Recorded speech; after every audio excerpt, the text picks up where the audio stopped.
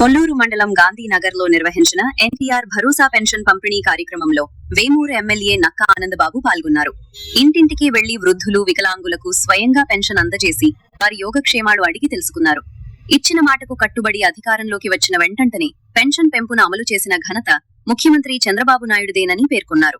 గత ప్రభుత్వంలో పెన్షన్ పెంపు పేరుతో సంవత్సరానికి 250 రూపాయలు పెంచుతూ ప్రజలను మోసం చేశారని, కానీ కూటమి ప్రభుత్వం అధికారంలోకి వచ్చిన వెంటనే మాట నిలబెట్టుకుని పెంచిన 4000 పెన్షన్ తో పాటు ముందు 3 నెలలు కలిపి 7000 రూపాయలు అందజేసిందని అన్నారు.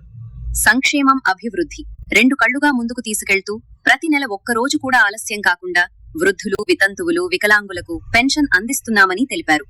ప్రభుత్వం ఏర్పడిన తరువాత రహదారులు, సీసీ రోడ్లు, హైవే పనులు శరవేగంగా జరుగుతున్నాయని ఎమ్మెల్యే నక్కా ఆనందబాబు వెల్లడించారు. ముసలి తాత ముడత ముఖం మురిసిపోయేనే గుడిసె పాక గుడ్డి దీపం మెరిసిపోయేనే రచ్చబండ పక్కనున్న రాములారి గుళ్ళో గంట రంగరంగ సంబరంగ మోగెనే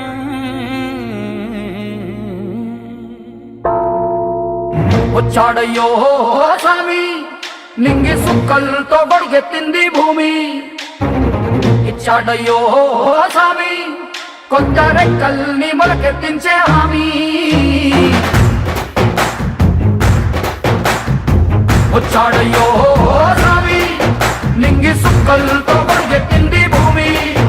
ఓ ఇచ్చాడయ్యో స్వామి కొత్త రెక్కల్ని మొలకెత్తించే హామీ. ఎన్టీఆర్ భరోసా పెన్షన్ల కార్యక్రమం రేపు ఆదివారం వచ్చింది కాబట్టి ముందు రోజే ఈరోజే పంపిణీ చేస్తా ఉన్నాం. కూటమి ప్రభుత్వం చంద్రబాబు నాయుడు గారి నాయకత్వంలో వచ్చిన తర్వాత 1వ తారీఖు కంటే ముందు పంపిణీ చేసింది ఇది 7వసారి. అంటే ఒక రికార్డు స్థాయిలో ప్రభుత్వ ఉద్యోగస్తుల కంటే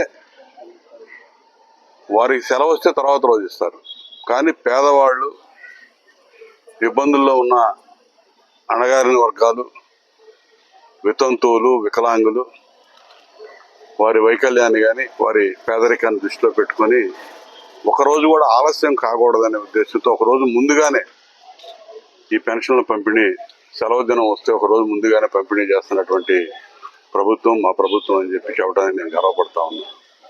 ఎందుకంటే ఎన్నికల ముందు కూడా 4000 పెన్షన్ ఏప్రిల్ నెల నుంచి పెంచిస్తామని చెప్పి ఎన్నికల ముందు చెప్పాం.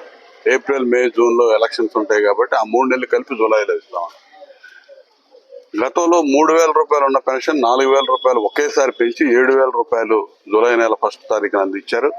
అదేవిధంగా వికలాంగులకి సంబంధించి 6000, 10,000, 15,000 వాళ్ళ వైకల్యాన్ని బట్టి ఇచ్చినటువంటి ఘనత కూడా చంద్రబాబు నాయుడు గారి ప్రభుత్వాన్ని.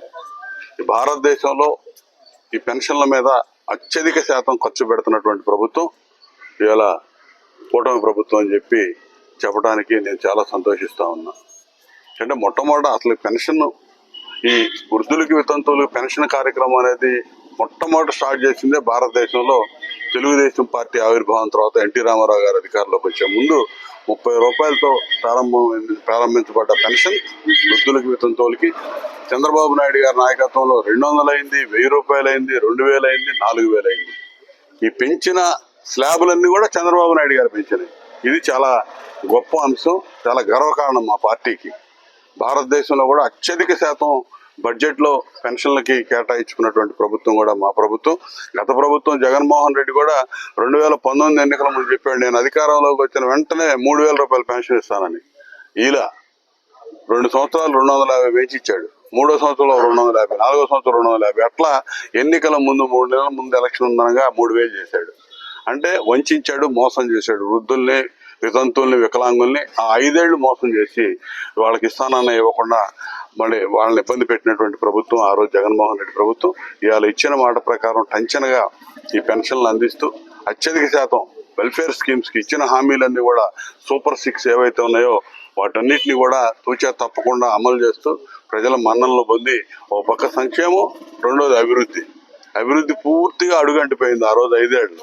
ఈ 5 ఏళ్ళలో మరి ఆ అభివృద్ధి మొత్తం కూడా పట్టాలెక్కించాల్సిన అవసరం ఉంది. ఆల్రెడీ ఈ సంవత్సరాల కాలంలోనే అభివృద్ధి పరుగులు తీస్తూ ఉంది. అమరావతి నిర్మాణం జరుగుతూ ఉంది, పోలవరం నిర్మాణం జరుగుతూ ఉంది.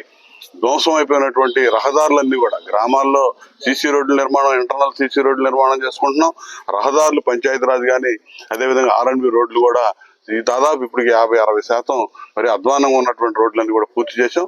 రాబోయే రోజుల్లో మిగతా అభివృద్ధి కార్యక్రమాలు కూడా అన్ని చేసి ముందుకెళ్తామని చెప్పి ప్రభుత్వం మీకు తెలియజేస్తూ ఈ కార్యక్రమంలో పాల్గొన్న ప్రతి ఒక్కరికి అభినందనలు తెలియజేస్తూ సెలవు తీసుకుంటాం.